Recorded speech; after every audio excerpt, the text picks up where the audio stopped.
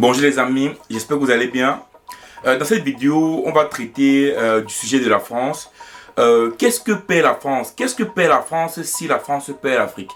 Vous savez, aujourd'hui la France crie, pleure, la décision du Tchad d'annuler l'accord militaire avec la France. On entend comment ça sonne très fort en France et on se demande, mais pourquoi est-ce que les Français veulent tant rester en Afrique? Donc il est important qu'on puisse comprendre pourquoi la France veut rester en Afrique. Qu'est-ce qu'ils vont perdre concrètement? Vous savez, dans cette vidéo, on va essayer de comprendre qu'est-ce que la France risque de perdre.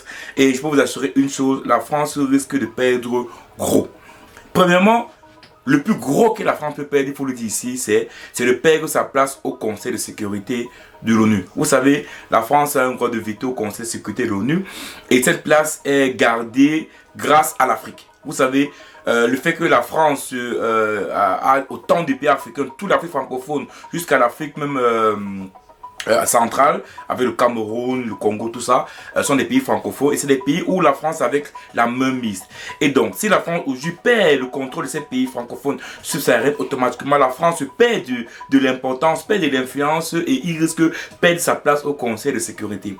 Donc, la force de la France est en Afrique, comme la force par exemple de l'Angleterre, c'est les pays du Commonwealth. Donc, ça veut dire concrètement ici là que perdre l'Afrique pour la France, perdre les pays francophones pour la France également, c'est de perdre le place au Conseil de sécurité. Et donc, automatiquement, le deuxième point, si la France perd sa place au Conseil de sécurité de l'ONU, automatiquement, ils vont également perdre la face au niveau du monde entier, dans le monde, oui.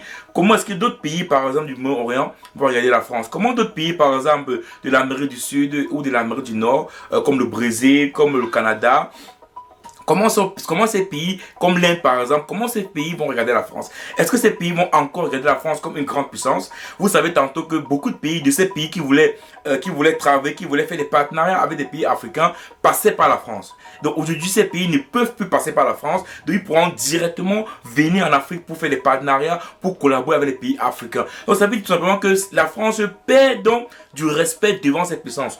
Oui, c'est pas négligeable.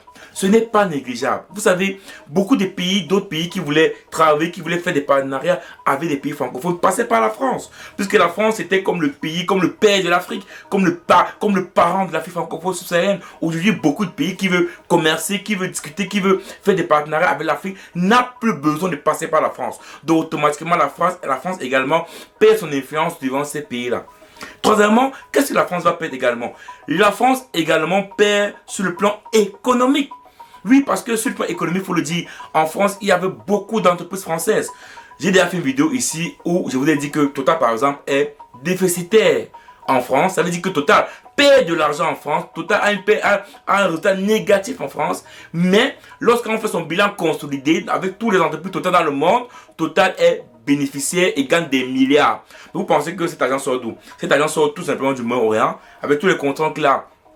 Tous les contrats que Total a au Moyen-Orient, mais également parce que Total gagne énormément d'argent en Afrique. Donc clairement ici, la France également, en quittant l'Afrique au fur et à mesure, risque également d'avoir une perte au sein de ses entreprises. On voit comment beaucoup d'entreprises françaises en Afrique aujourd'hui perdent de la place. Il y a des concurrents qui vont venir ailleurs. Les partenariats par exemple du pétrole. Imaginons qu'on signe avec les États-Unis, qu'on signe avec le pays du Moyen-Orient pour le pétrole. Donc vous comprenez, c'est là que la France risque de perdre ces entreprises qui lui rapportaient autant d'argent en Afrique et ça peut être dangereux pour économiquement parce que toutes ces entreprises-là qui sont en Afrique participent économiquement également à la France. Donc ça veut dire que des entreprises qui perdent en France gagnent en Afrique et du coup ont des bilans positifs pour la France.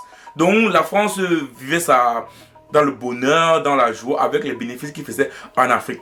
Mais également un autre élément important, je vous dis un autre élément important que la France perd en Afrique, c'est le renseignement. Vous savez, le renseignement est quelque chose de très primordial entre pays. On a vu comment les États-Unis écoutaient la France. Pourquoi le renseignement est important? Pourquoi c'est important de comprendre ce que veut faire l'autre, d'écouter ce que l'autre veut faire ou la stratégie de l'autre?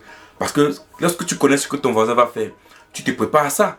tu prends des initiatives, tu peux pas des solutions pour pouvoir contrecarrer. Donc aujourd'hui la France, avec ses camps militaires, ses bases militaires dans toute l'Afrique, avait du renseignement africain, avait du renseignement camerounais, du renseignement ivoirien, du renseignement sénégalais. Demain, s'ils pètent des bases militaires, ils n'ont plus ce renseignement.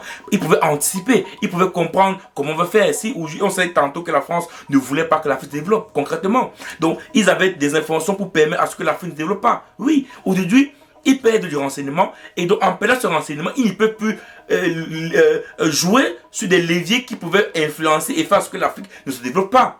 Donc ça veut dire que la perte de ce renseignement automatiquement permettra à l'Afrique de pouvoir se développer. Oui, parce que le renseignement que la France avait grâce à ses bases militaires n'était pas un renseignement pour permettre à l'Afrique de grandir, non. C'était un renseignement pour trouver des moyens pour contrecarrer le développement africain. Oui, mais oui. Donc, les bases militaires français ne pouvaient pas être des éléments qui permettent de pouvoir avoir, comme je disais tantôt, la sécurité, former, aider, essayer de limiter, de réduire le terrorisme. Non, c'était pas ça.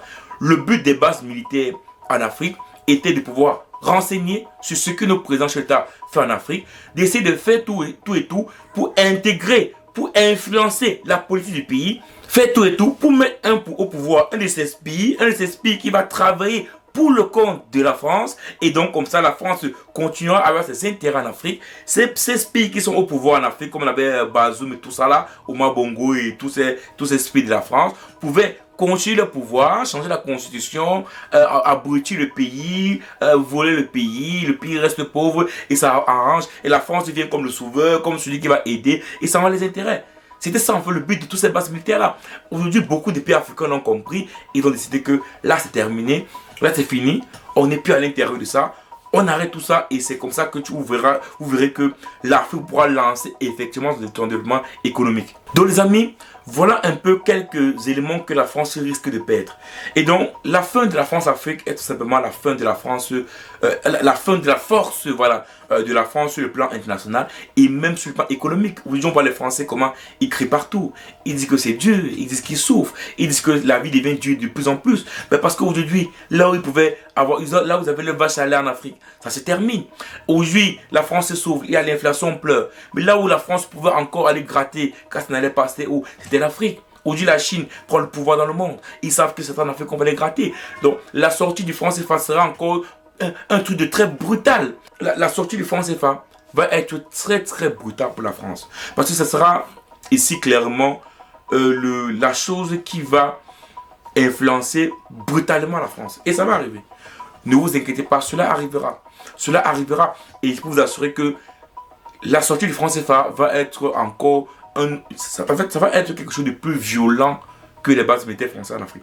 Ça sera encore davantage plus violent. Parce que imaginez-vous qu'on sort du franc CFA et que l'Afrique a totalement la souveraineté. Parce que oui, la sortie du franc CFA, c'est avoir totalement notre souveraineté.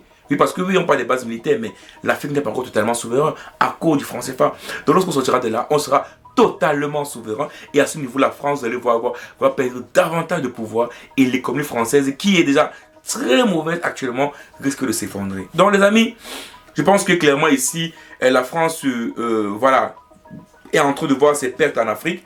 Ils comprennent que ces pertes vont être à un moment donné difficiles pour eux parce qu'ils comprennent que le destin de la France dépend de l'Afrique. Et c'est pas moi qui le dis, c'est le général Lecointre qui l'a dit clairement que le destin de la France dépend de l'Afrique. Et donc clairement, si l'Afrique ne veut plus travailler avec la France, c'est le destin de la France qui est voué à être sombre. Et comme l'a dit le président Ibrahim Traoré, ils ne voudront pas laisser l'Afrique. Et même s'il faut revenir militairement, ils risquent de le faire. Donc, les Africains doivent se préparer à ça parce que la France ne laissera pas aussi facilement l'Afrique. Ciao.